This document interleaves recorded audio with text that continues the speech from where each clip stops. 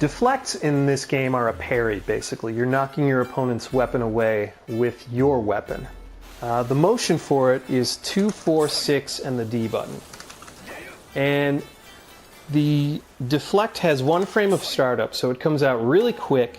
It has 11 active frames, and it has 25 frames of recovery. Now, 25 frames of recovery sounds like a lot, but if you're kind of, you know, just kind of hopping in and,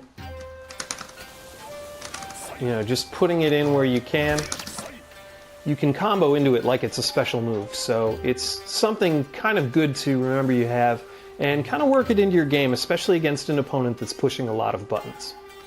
Now, like I said, it's got a bit of recovery, but if you were to deflect an opponent's B slash, and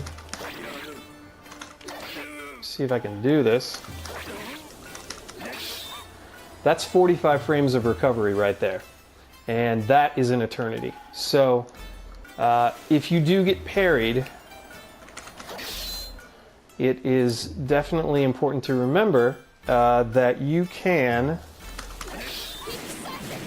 rage burst to cancel that 45 frames of recovery.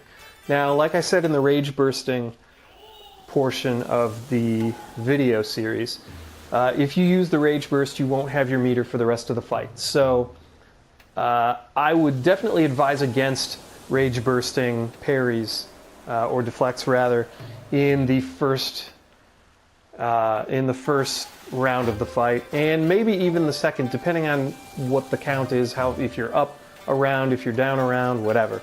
But it's definitely a get out of jail free card as far as that's concerned. Now, parrying an A-B attack is a whole different kettle of fish, because if I can, let's see. If you parry an A-B attack, the opponent gets disarmed. And you cannot rage burst without your weapon. So always be careful throwing out A-B attacks just at random, because you will get wrecked. If they parry you, you're eating that 45 frames of recovery there. And I'm not 100% sure, but I think it's 45 frames, but it might even be more, but I'm pretty sure it's just 45.